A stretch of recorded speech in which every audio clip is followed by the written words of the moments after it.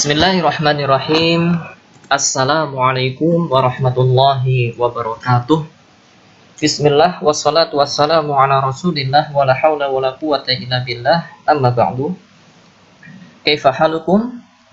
Anak-anak yang soleh solehah, siswa-siswi SD Islam Imam Syafi'i Sangatta, semoga kalian semua senantiasa berada dalam lindungan dan rahmat Allah Subhanahu wa ta'ala, sehingga pada pagi hari yang berbahagia ini kita masih dalam keadaan sehat, sehingga kita bisa belajar dalam semangat yang fit tentunya ya.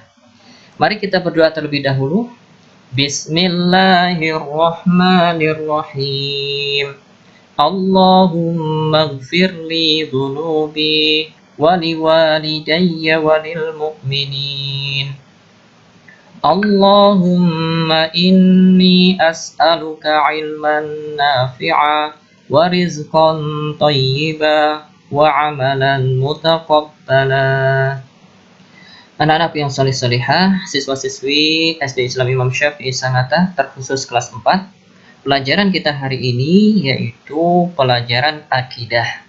Dan kita akan melanjutkan materi belajar kita mengenal nama-nama dan sifat-sifat Allah Subhanahu wa ta'ala. Dan di kesempatan yang berbahagia ini kita akan mengenal salah satu nama dan sifat Allah, yaitu Al-Basir, yang artinya Maha Melihat. Di pelajaran-pelajaran yang telah lalu kita sudah mengenal nama-nama Allah, diantaranya Al-Alim, Maha Mengetahui, Al-Hayyu, yang Maha Hidup, dan juga As-Sami'u, yang Maha Mendengar. Adapun hari ini kita akan belajar tentang nama Allah Al-Basiru, yang artinya Allah Maha Melihat. Allah wa Al-Basiru. Apa artinya? Artinya Allah Maha Melihat. Jadi Allah Subhanahu wa ta'ala melihat segala sesuatu yang ada di alam semesta ini. Alam semesta ini diciptakan oleh Allah Subhanahu wa ta'ala. Jadi segala sesuatu selain Allah itu adalah makhluk, diciptakan oleh Allah Subhanahu wa ta'ala. Langit, bumi, matahari, bulan, bintang, manusia, malaikat, jin, hewan, tumbuhan, dan lain sebagainya. Segala sesuatu yang ada di alam semesta ini semuanya adalah makhluk ciptaan Allah Subhanahu wa ta'ala, dan Allah yang mengaturnya, sehingga Allah melihat segala sesuatu tersebut. Inilah Allah Al-Basir, yang artinya Maha Melihat. Allah Subhanahu wa ta'ala berfirman, "Laisa kamitslihi syai'un wa huwas samiul basir." Yang artinya tidak ada sesuatu pun yang serupa dengan Allah, dan Allah yang Maha Mendengar dan Maha Melihat. Surat Asy-Syura ayat 11. Di ayat yang mulia ini Allah Subhanahu wa ta'ala mengabarkan bahwasanya tidak ada yang serupa dengan Allah suatu makhluk pun di dunia ini. Baik itu manusia, malaikat, jin, hewan, tumbuhan, dan lain-lain sebagainya, itu semua tidak ada satupun yang serupa dengan Allah. Laisa kamitslihi syai'un, tidak ada yang serupa dengan Allah sesuatu apapun.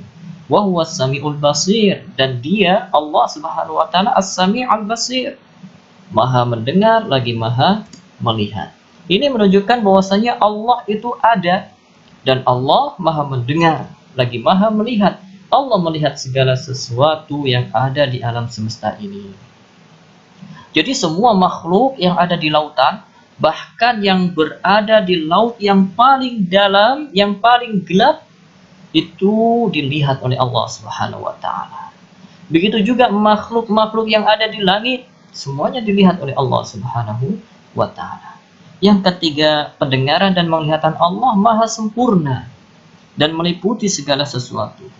Tidak seperti pendengaran dan penglihatan makhluk yang serba terbatas. Makhluk itu bisa melihat seperti kita manusia bisa melihat, namun penglihatan kita tidak seperti penglihatan Allah Subhanahu wa ta'ala. Penglihatan Allah maha sempurna Adapun penglihatan kita manusia sebagai makhluk yang diciptakan oleh Allah ini sangat-sangat terbatas. Kita bisa melihat jika benda itu tidak terhalang dengan sesuatu. Namun jika benda itu terhalang dengan sesuatu yang menghalangi mata kita, maka kita tidak bisa melihat. Misalnya, kita tidak tahu apa yang dibalik tembok itu. Ya, kenapa? Karena penglihatan kita terhalang oleh tembok. Adapun Allah, penglihatannya tidak terhalang dengan sesuatu apapun. Sehingga Allah mengetahui segala sesuatu yang ada di alam semesta ini. Yang keempat, pendengaran dan penglihatan manusia adalah pemberian Allah. Penglihatan kita, Allah yang memberi. Allah yang memberi. Jika Allah tidak berkenan memberi penglihatan pada manusia, maka manusia akan buta. Sehingga kita mungkin pernah lihat ya, ada orang yang buta, yang tidak bisa melihat. Itu karena Allah tidak memberikan kepadanya penglihatan. Jadi kita bisa melihat, ini merupakan nikmat dari Allah, pemberian Allah, maka dari itu harus kita syukuri. Bagaimana cara mensyukuri nikmat penglihatan? Yaitu dengan melihat perkara-perkara yang halal untuk dilihat. Melihat perkara-perkara yang bisa menjadikan keimanan kita bertambah kepada Allah Subhanahu wa Ta'ala. Menjauhi pemandangan-pemandangan yang haram untuk dilihat.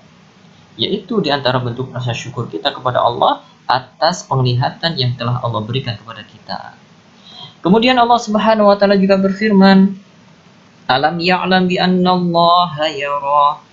Tidaklah dia mengetahui bahwa sesungguhnya Allah melihat segala perbuatannya. Al-Alaq ayat 14. Tentu kalian sudah hafal ayat yang satu ini ya. Alam ya'lam bi annallaha yara.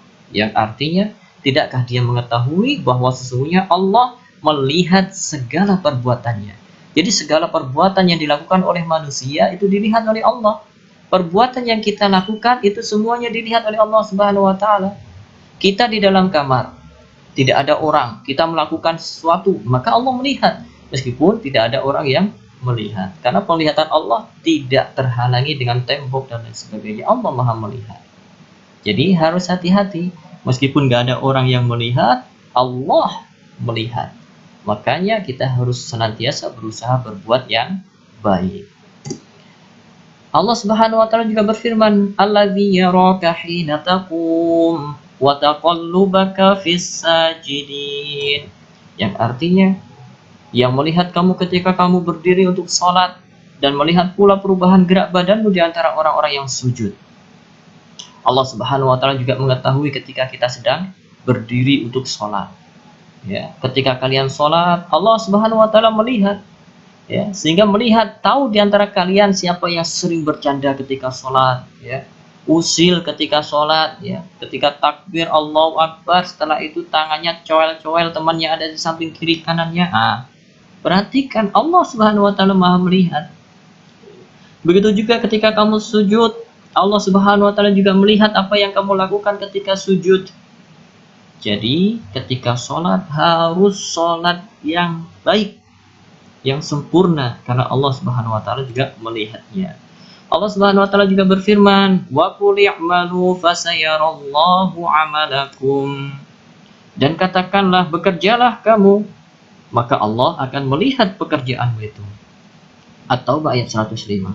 Allah Subhanahu wa Ta'ala melihat semua perbuatan-perbuatan yang kita lakukan, karena Allah Subhanahu wa Ta'ala Maha melihat. Jadi pelajaran berharga dari nama Allah Al-Basir, yang artinya Maha melihat. Yang pertama, Allah memiliki nama Al-Basir dan memiliki sifat Maha melihat. Ini harus kita yakini. Di antara nama-nama Allah Al-Basir, yang artinya Maha melihat, sehingga Allah memiliki sifat Maha melihat. Yang kedua, penglihatan Allah Maha sempurna. Tidak ada yang tersembunyi dari penglihatan Allah. Allah Maha melihat, Maha sempurna penglihatan Allah. Tidak bisa dihalangi dengan tembok, dengan benda-benda yang lain. Karena penglihatan Allah itu Maha sempurna. Tidak seperti penglihatan manusia. Kalau ada yang menghalangi antara mata dengan benda tersebut, maka dia sudah tidak bisa melihat. Allah Maha melihat. Allah melihat yang gaib, ya, yang kita tidak nampak, Allah nampak. Jin, malaikat itu dilihat oleh Allah Subhanahu wa Ta'ala, meskipun kita tidak bisa melihatnya. Ya. Jadi tidak ada yang tersembunyi dari penglihatan Allah. Meskipun kalian berada di dalam kamar, kemudian kalian melakukan sesuatu, entah itu baik atau buruk, Allah Subhanahu wa taala melihatnya. Dan yang ketiga, Allah melihat semua yang dilakukan makhluk, manusia, malaikat, jin, tumbuhan, hewan, yang dilakukan oleh mereka semua itu dilihat oleh Allah Subhanahu wa taala dan akan memberikan balasan sesuai dengan perbuatannya tersebut.